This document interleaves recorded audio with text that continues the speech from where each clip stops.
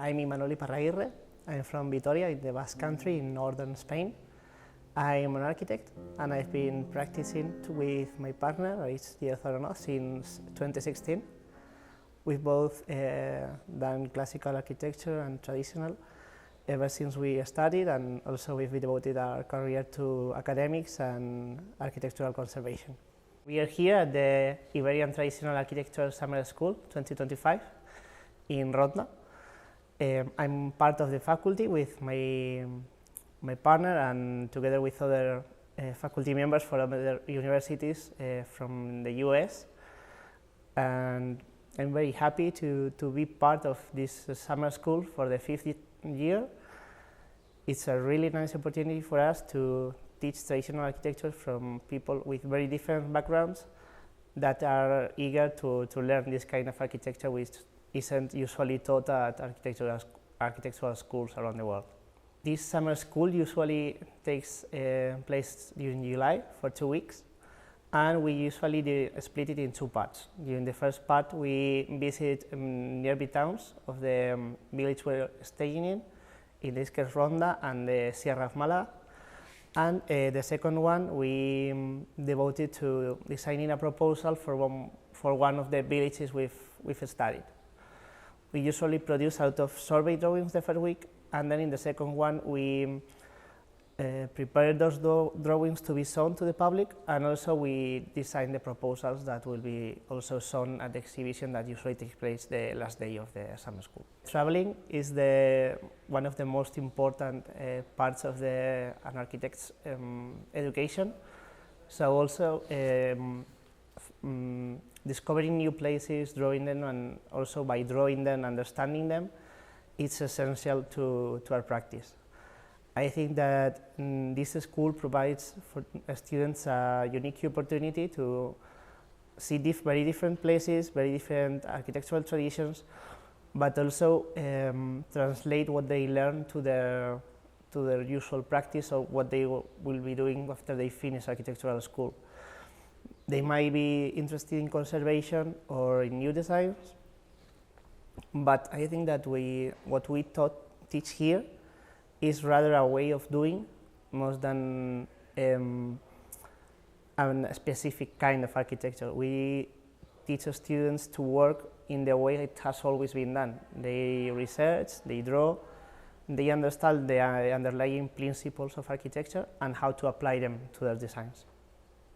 So it's very important that we do this, because sometimes history and the history of architecture and of materials and traditional techniques and construction are understood as something which is already dead, as something kind of mummified, that isn't useful anymore, that can be studied but isn't part of our daily practice.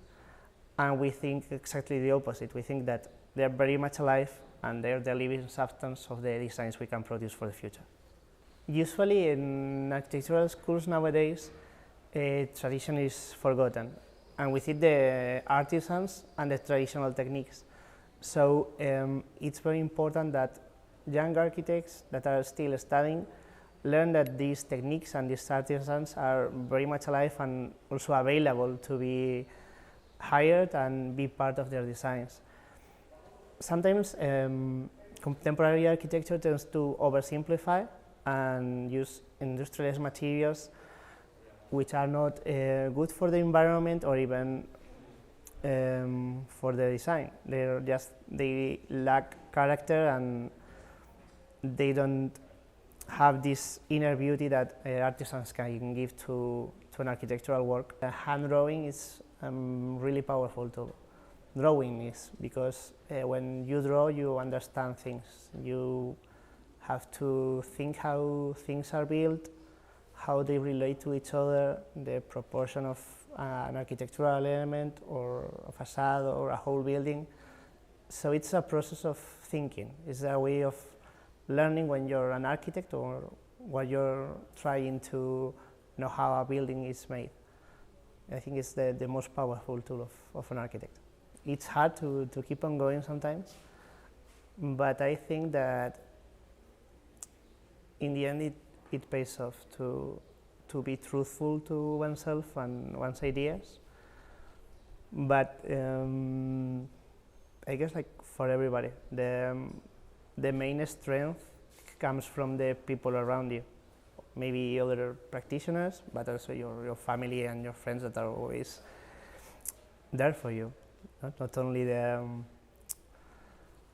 architecture is kind of a tough goddess to have, so you must rely on other things rather than architecture. You must be inspired by it, you have to love it and like it very much and study it and keep being amazed and surprised and enjoying it, but you have to rely on people also, because if not, it's impossible.